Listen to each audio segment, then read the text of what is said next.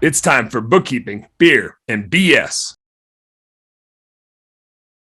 Jan, I want to go back to like the origin story of Ewan's, but you started out like so many small business owners start out, which is you had a job, you were working in a brewery, and then things changed. I think it was a brewery, right? Mm-hmm. It was a brewery before you got into the game, and there was a whole lot of decisions you had to make that led you to where you are now. And I guarantee, and you can tell me different, and I'll never believe you, but I guarantee that when you had that decision point of like that business was going away and what do, you weren't like, I think I'll like bring on some of these customers, start my own business. I'll call it PSI for a little bit, and I'm gonna change it to BevSource, and we're gonna grow and get into this space because the microbrewery industry is gonna blow up. I mean, totally. Like when I was in 8th grade, I wrote this business plan, right? Like, yeah. I didn't even know what the word supply chain meant. Foresight. Yeah. How did you? Let me start it here. How the hell did you end up working at a brewery? Because like part of me, I go to the movie Strange Brew, and I'm like, those guys ended up working at a brewery. Like, is that you? Were you just like, hey, I found this mouse in my beer, and I'll take 24 more? No, I thought I was really smart. So I actually went to school and I studied in Japan for a year. So and I love financial acumen. I love time value of money, saving money. For my sister, I opened her an IRA for Christmas one year. Like I just love saving money, right? Like, and I think you're my kind of nerd, Janet. Yeah, you're my totally. Kind of nerd. Like, watching money grow is a fun sport for me, and so like I thought I'd be a financial advisor in New York, right? I want to go work for Morgan Stanley or JP Morgan or whatever.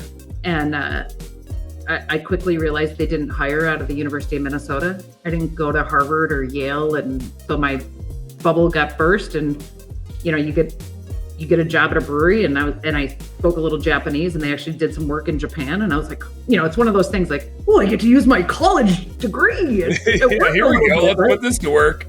Right. And my favorite story is the final interview question that they asked me was, do you drink beer? And I was 21. And I was like, what do you answer to that? And I was like, and I think I'm a little bit funny. And I was like, I don't know what to say, but I'm German and I'm from Milwaukee. I was going to say, like, I'm from Wisconsin would have been my answer. So I got the job. Yeah, I got the job. And Minnesota Brewing was, at the time, back in 1999, was the 7th largest brewery in the country. So think of Anheuser-Busch. Oh, no shit. Yeah. I didn't realize they're that big. Little compared to big, but the big ones were, Anheuser-Busch, Miller Coors. Then you had kind of some of the bigger regional players like Yuengling and things like that. Mm-hmm. And we did about 80% of the beer that we made there was contract brewed. So it wasn't Grain Belt and Pig's Eye and everybody associates with the brewery. It was private labels through Trader Joe's. We shipped 3 million cases a year to Japan and the UK and Korea and a bunch of stuff. When you say like contract brewing, it's just, I'm not even going to try to define it. Yeah. Tell us what contract brewing means. Yeah. So contract brewing means you don't own the brewery, right? So, even currently Monster Energy Drink does not own a manufacturing facility in the United States. They call a brewery or manufacturing facility and they contract their product to be made there. So that's what happened. People would call us, say, hey, can you make our stuff? So we were actually the first U.S. contract manufacturer. We talk about co-packing, contract packing. You've got the assets and they've got the recipe, and you guys high five and make some stuff. Yeah, and it covered our overhead, right? Like while we made grain belts and things like that. But we were the first U.S. co-packer of Mike's Hard Lemonade in the United States. Cool. So I used to drink those when I was in high school too. Yeah. I can bore you with the Mike's Hard Lemonade story if you want. Actually, how long of a digression would it be? Because it's probably the only thing that people on this podcast will remember. Well, I mean, like, let's do it, and then we'll get back to the story of Minnesota Brewing. But let's digress to the Mike's Hard Lemonade story for a second. But it's always about like how do things get started, right? And it's the same story there. And the way that it got started was there's a guy in Canada. So Mark Anthony Brands is a beautiful winery in Kelowna, British Columbia. It's like the Napa Valley of British Columbia. Mm-hmm. And actually a guy that works for me now was in charge of operations, accidentally ordered 11-ounce green glass bottles instead of the standard wine 750 ml green glass bottles.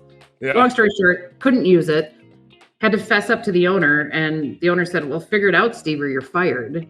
So Steve, who's the operations guy, Dave Follis was the winemaker at the time, and Jim was the marketing guy. Steve's like, guys, you gotta help me. And so they're like, okay, well, I don't know, what should we do? Well, why don't we make it a vodka lemonade? Okay, yeah, let's make a vodka lemonade. And then they're like, okay, well, what do we call it? And they're like, well, what's the most popular name in British Columbia? Okay, it's Mike. Okay, Mike, that's good. Because it can't be Jim. Yeah, it can't be Jim, Dave, or Steve, because that's weird. And they're like, okay, and if every Mike in British Columbia buys a 6-pack, we won't get fired. And that was it. That's how it got started. And in the United States, it's a malt-based product, etc. But that's how it got started. And it's stories like that people, like, more than 60% of people just fall into a business and then to, capitalize on that opportunity. But anyways. That's thinking on your feet. I like that's making lemons with their lemonade with lemons. It's just like right Hard on. lemonade. Right on. Like, what the hell are we gonna do? Yeah. My wife likes drinking vodka lemonade, so like, how about we make her a bunch of them? Marty, hard lemonade. Yeah. So anyway, back at Minnesota Brewing, we're the first U.S. co-packer of Mike's Hard Lemonade. Long story, that they went from 0 to 10 million cases. We needed to get into building a new production line, so the team did. I was in sales and export mostly. Is it different? I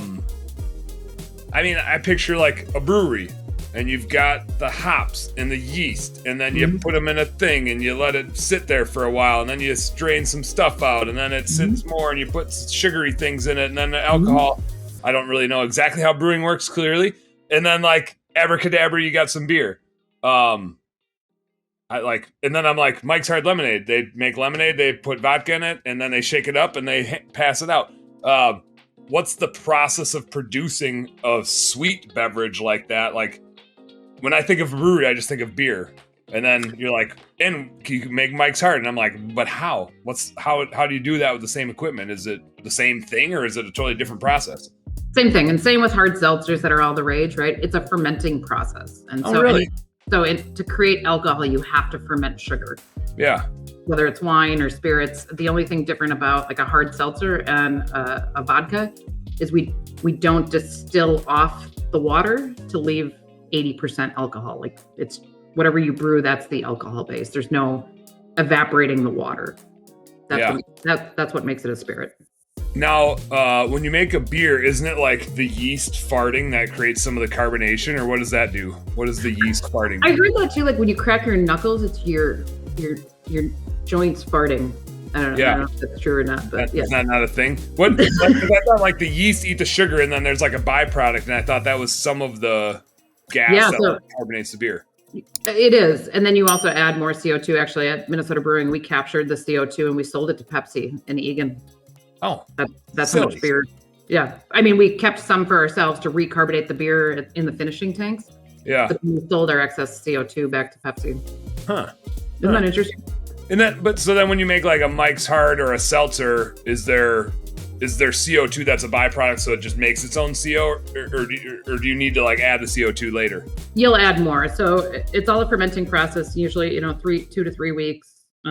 Things are getting faster with technology and different yeast profiles, but 3 weeks, and then you add sugar and lemon flavor and citric acid. You add some more CO2, and then you do bottle it.